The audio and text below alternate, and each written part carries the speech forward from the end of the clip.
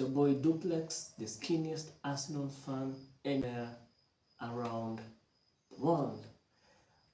Today, just to give you a preview of the topics we're going to be talking about today. So we will start with Chelsea's crazy spending, and this is not just about transfers. And then we will talk about Jurgen Timber almost being back for Arsenal. We will also talk about Paul Scholes' criticism of Mainoo and Garnacho for an outfit they wore during training today. We will also discuss about Charlie Patino. We will talk about a new technology being introduced in the Premier League that's set to be introduced next season. We will also talk about Arsenal versus Bayern Munich and Bayern Munich versus Arsenal with the review and the preview. And then we will talk, or rather we will finish with Arsenal versus Aston Villa, a game that is set to be played today actually, because today is Saturday. We will talk about the team news for both teams. We will have the score predictions, and we will finish with the predicted lineups, that is for Arsenal. So before I start, it's been 2 weeks since I last shot. The reason for absence has been a combination of our work I had to do and also me being ill. I'm still not 100% recovered, but I thank God that I've been able to shoot the video today. I hope to make a complete recovery. And also thank you very much for watching this show. You are the reason I am doing this and the reason I will keep on doing it. So thank you very much again, and please do not forget to subscribe to the channel for more of this kind of videos from our channel. So welcome. So we start talking about Chelsea, and Chelsea, who have spent almost 2 billion in the last 2 transfer windows. That's not the only amount that they've spent. They've spent a whooping 75 million pounds just on player agent fees. Okay, so this is how it goes for those who don't know. When a player signs for a club, of course the agent is going to be involved in finding the right club for the players. The agent usually represents the players. Sometimes it's the family, sometimes the fathers, the brothers, their mother. Like for example, for Kylian Mbappe, I know that his agent is indeed his mother. So yeah, these agents are going to command a certain fee, a certain commission. Usually it's around, the highest agent fees normally to be paid is around 500,000 pounds. That is for normal transfers. It doesn't include free transfers, because for free transfers the agents are going to command a higher fee, but usually it's not supposed to be around, not more than 3 million pounds. So having said that, Chelsea have spent 75 million pounds again, which is crazy. Just to show you how crazy this is more than Arsenal paid for Havertz. Remember Havertz, the much criticized signing that Arsenal made in the previous summer? Personally, I think it was a lot of money for Havertz. Still I believe so, but just to show you how ridiculous Chelsea's transfer strategy has been, they spent more money than we used to sign Havertz. And in terms of other signings, this is actually Declan Rice is the only player that Arsenal have signed for more Think about that. Craziness that Chelsea. We move on to talk about Jurien Timber almost being back for Arsenal. Arteta says it's only a matter of getting him fit. He says he may need a game or two playing for the under-23s, and is also organizing an indoor game to be played behind closed doors just to get him fit. And thinking about it, it's April. Today is the 13th of April. The season usually closes early May. I think it's May 5th, if I'm correct. But usually it's the first week of May. And we're already midway through April, which means that we are left with around 3 weeks for the Premier League. And 4 weeks if we get to the Champions League final, which is possible. Please, it's possible. We can get to the Champions League final. So if it's just the Premier League, it's 3 weeks. So it leaves me asking myself, are we getting him ready for what? To play 2 weeks for Arsenal? Or are we getting him ready for the Netherlands in the Euros? Well, I'll leave you to decide on that. Please let us know how you feel in the comment section. Moving on, we'll talk about Paul Scholes. So there's been a picture that has emerged of Manchester United training for their game coming this weekend, and Paul Scholes was left unimpressed after seeing in the photo Kobe Mainoo and Alejandro Garnacho wearing hoodies in training.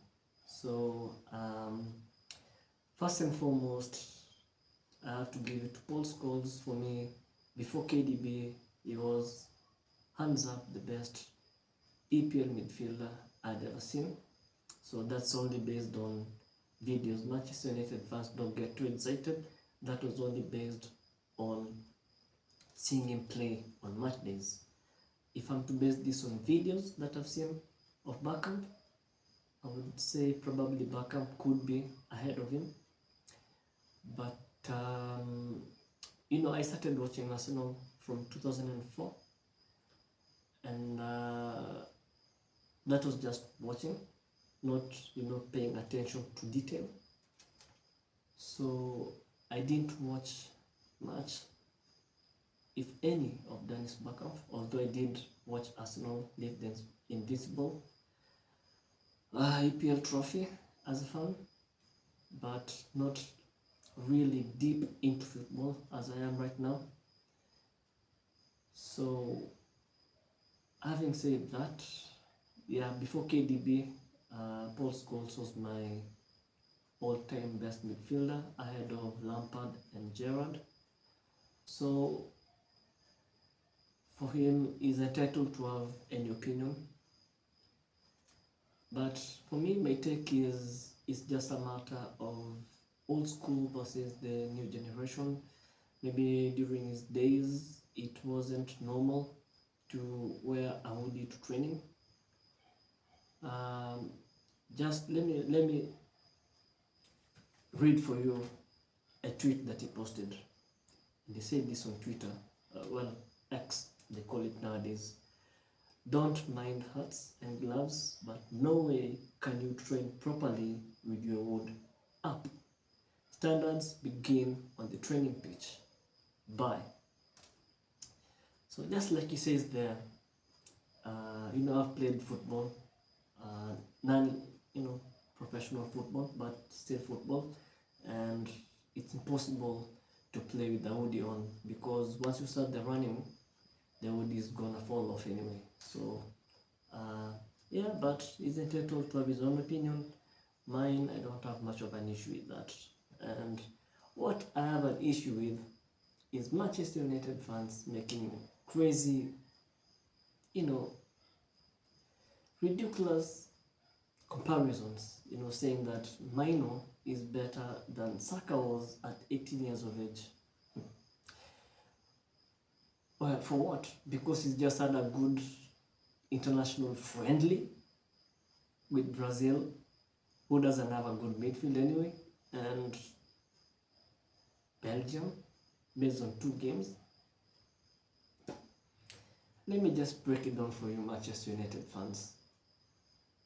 Kobbie Mainoo, I don't think, is better than Jack Wilshere.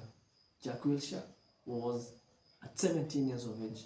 At 17 years of age, Jack Wilshere was indispensable for Arsenal. He was dominating Guardiola's Barcelona, if you remember that game. Xavi and Iniesta being controlled by a 17-year-old midfielder. So for me, Kobbie Mainoo is not even better than Jack Wilshere was at 17, let alone 18. And Saka is the best player, in my opinion, to have come from the Arsenal Academy. So just to break it down to you, Manchester United fans, and your ridiculousness. Saka, at 18 years of age, was playing at left back.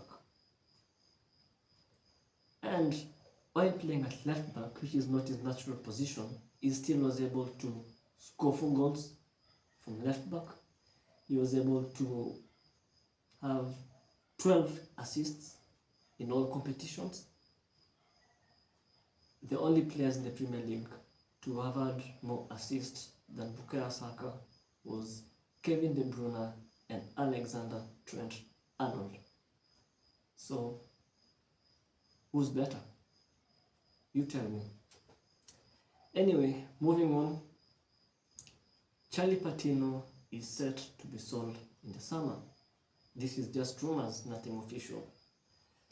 So, there's been rumors about Charlie Patino from last season. I remember in the summer, there was rumors that he was going to be sold to Juventus, that Juventus were interested in signing him. There's also rumors in January that Juventus still wanted to sign him, although nothing concrete, nothing official.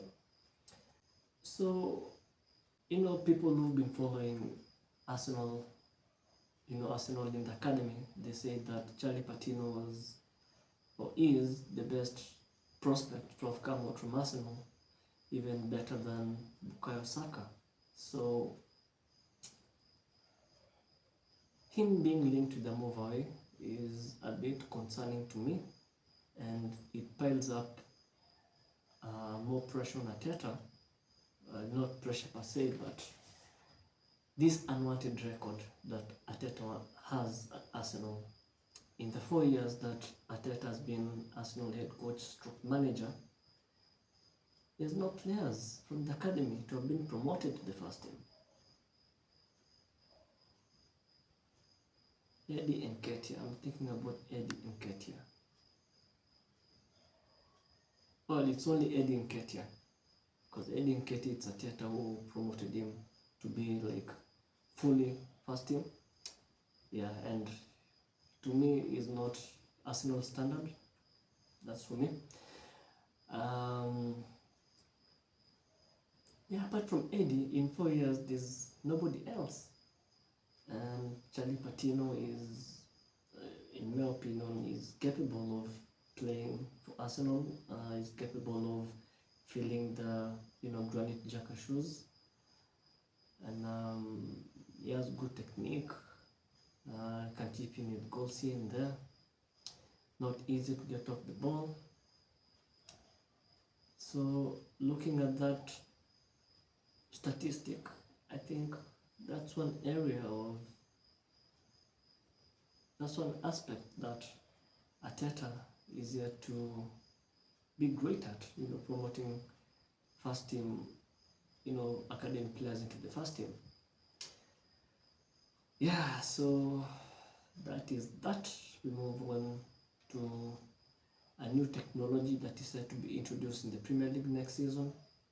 So it's called the semi-automated offside technology, SAOT.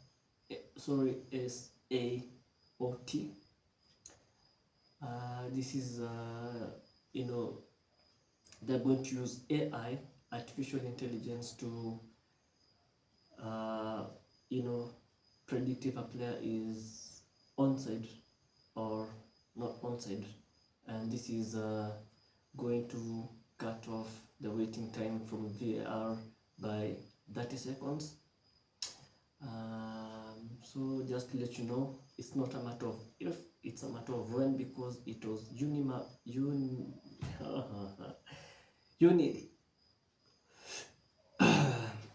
excuse me.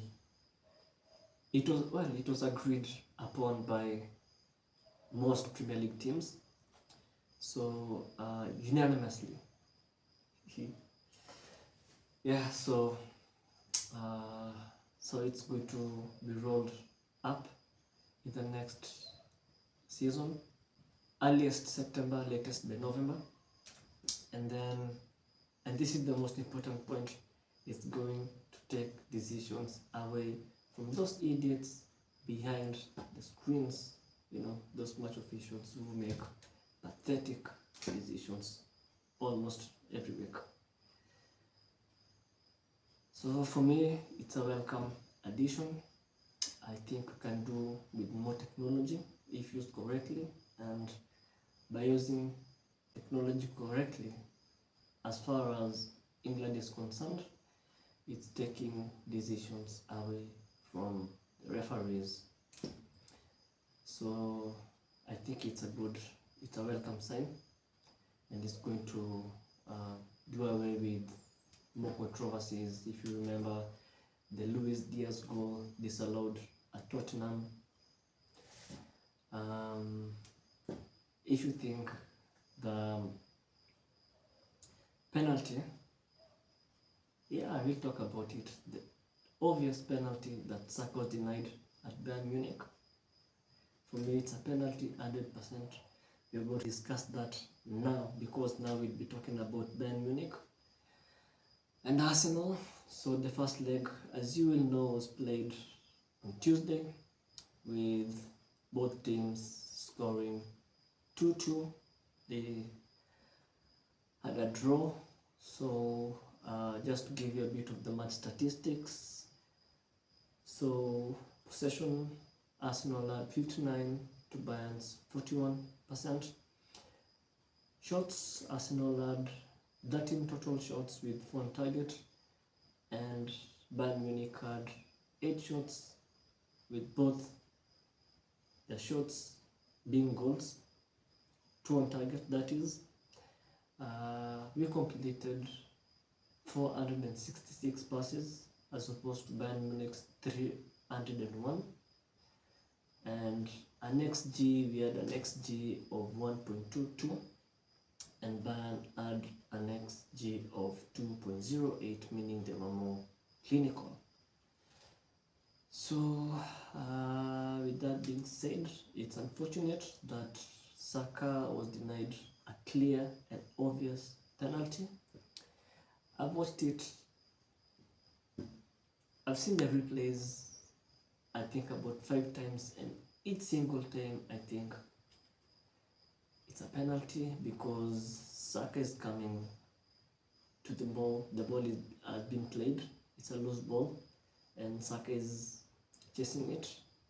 Neuer comes out, realizes he's not going to get to the ball, but then he sticks a foot partially out, and Saka stumbles on the foot. So if he takes his foot back, we can say it's not a penalty, but he sticks his foot out partially and it connects with Saka.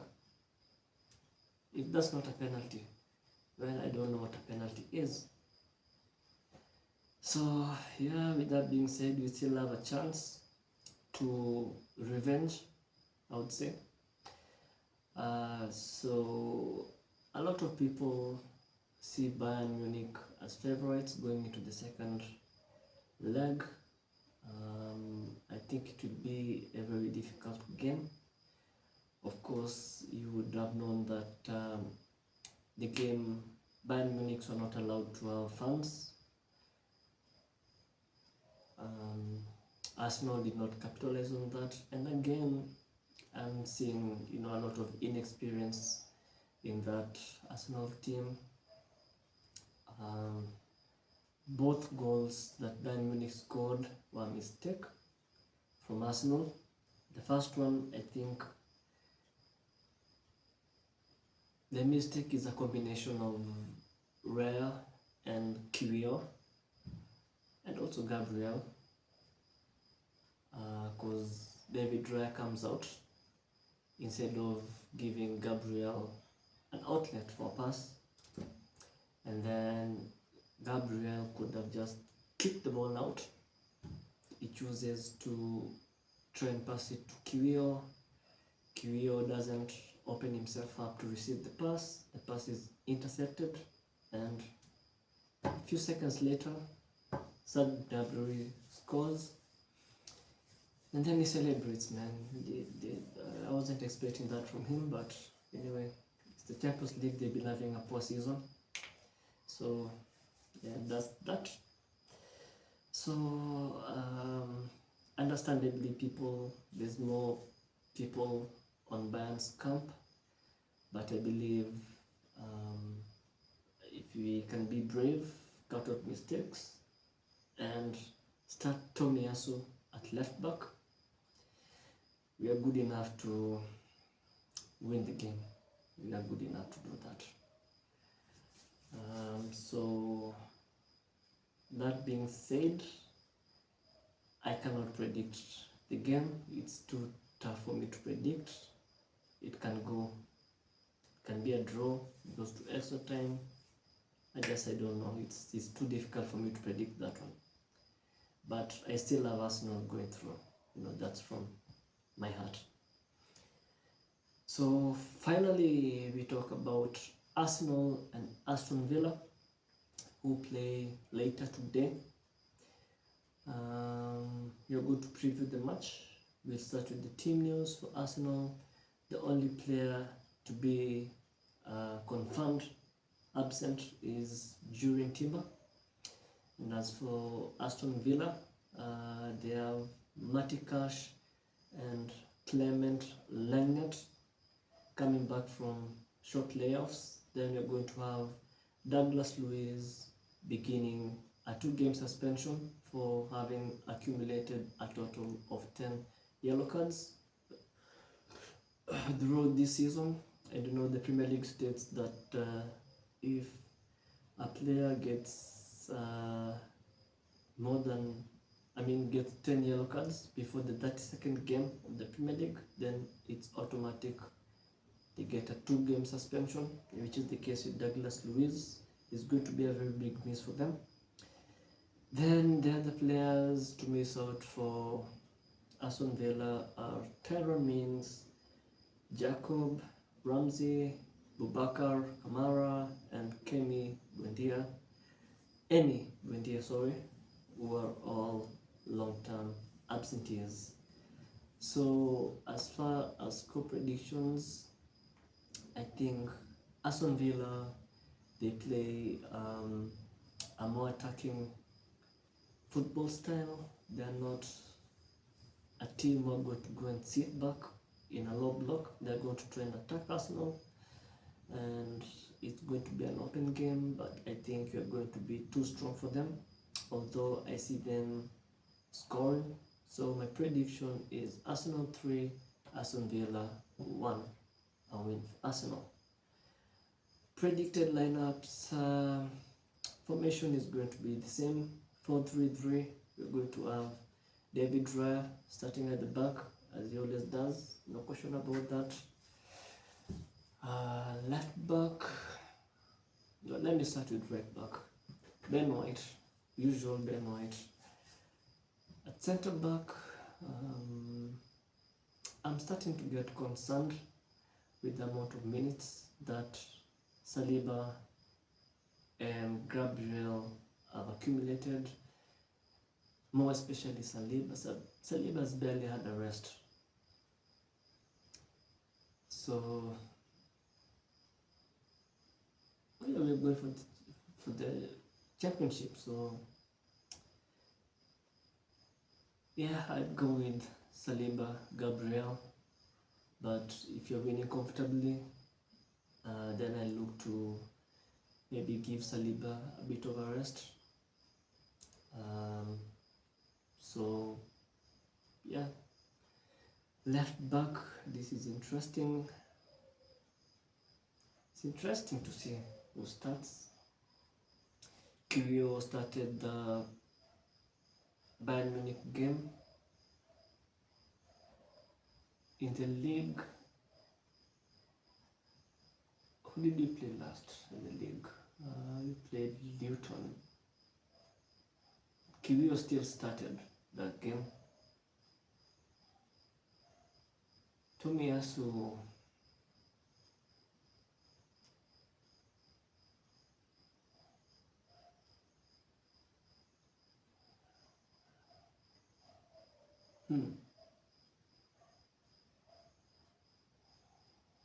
I start with Tomiyasu. Because you know the right wing for Villa, it's Bailey, who is very tricky, and for me the most solid of our left backs is Tomiyasu.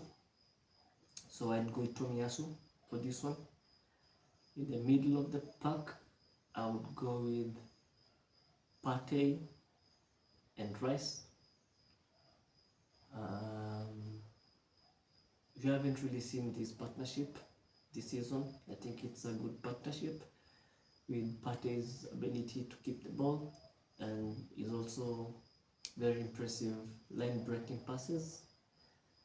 And Declan Rice, of course, has got the legs up and down, and you know, mopping up everything, doing the dirty side of things. So I'd really like to see that partnership, and you know, what better time to test it. So the other obvious midfielder would be Odegaard. I feel at this point in time, if Odegaard doesn't play, we're going to suffer in terms of fluidity, so I'd still keep Odegaard.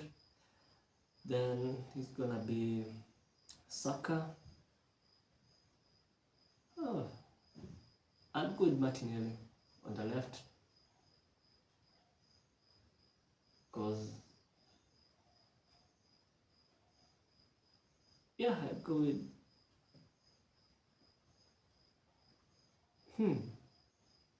some interesting choices, some headaches for Mikel Arteta. I go with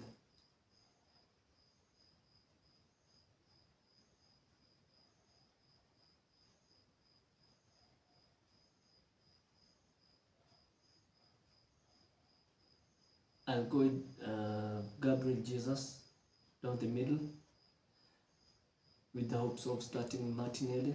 I think Martinelli has to start against Bayern Munich. We need to cause them problems, you know.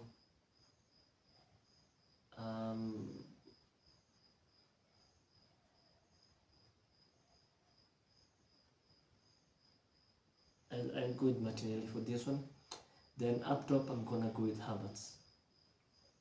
So my team is David Raya at goalkeeper. Then we're gonna have Ben White at right back, center backs being Saliba and Gabriel. Then Tomiyasu at left back, Partey, Rice, Odegaard, Saka, Martinelli, and Havertz. That's my team. Guys, thank you very much for watching. Please remember to have your opinion on the comment section. Like, share, and most importantly, if you don't remember anything today, remember this: subscribe. Thank you very much, and see you next time. Bye bye.